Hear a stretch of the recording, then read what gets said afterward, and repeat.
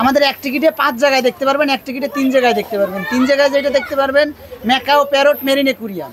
অ্যাকুরিয়ামে সামুদ্রিক তলদেশের বিভিন্ন প্রজাতির মাছ রয়েছে, আর ময়ূর, ধনেশ, পেলিকেন, হোয়াটসন, কালিমকান এগুলা আরও আছে। ঈদের উপলক্ষে এবার দর্শনার্থী খুবই কম। অন্যান্য বছর ঈদের যে দর্শনার্থী থাকে তার অর্ধেকও দর্শনার্থী আজকে নাই। সিজনালি ঈদের সময় একটু হয়, আর আদারওয়াইজ আপনার ওই যে ডিসেম্বর থেকে শুরু হয় 3 মাস আর কি। সদর থেকে আসছি, আসার পর এখন পর্যন্ত 20 মিনিটের উপরে হবে দাঁড়িয়ে আছি লাইন এখন বাসই পাচ্ছি না। এখান থেকে গাড়ি স্টার্ট করা উচিত ছিল, এখান থেকে গাড়ি দিয়ে সাফারি পার্কের পুরা জীবজন্তু যেগুলো আছে সেগুলো দেখানো উচিত ছিল।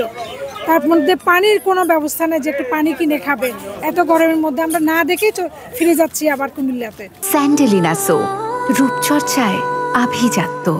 মনোমুগ্ধকর লাগছে আমাদের এই ফ্যামিলি নিয়ে ঘোরার মতো একটা জায়গা।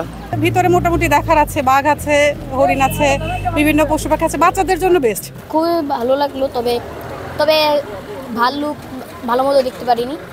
ছিল বাঘ, সিংহ, হরিণ, গরু, এগুলোই ছিল।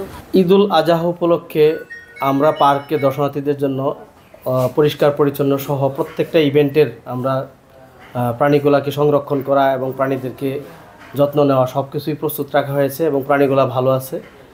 বিশেষ করে আপনার ময়লা আবর্জনাও পরিষ্কার করা হয়েছে, আর গাড়িগুলা মেরামত করা হয়েছে। এছাড়াও আমাদের গেটগুলোর কিছু সমস্যা ছিল, মেকানিক্যাল গেট যেগুলোতে কোর্স সাফারিতে গাড়িতে চড়ে ভ্রমণ করে থাকে সাধারণত দর্শনার্থীরা, সেগুলোও মেরামত করা হয়েছে। আরও কিছু সংস্কার কার্যক্রম চলছে, আমরা এগুলোও এবং ভালোভাবে চেষ্টা করছি সুন্দরভাবে এগুলো সংস্কার করার জন্য, এবং আমাদের কর্তৃপক্ষ এ ব্যাপারে সজাগ দৃষ্টি রাখছেন।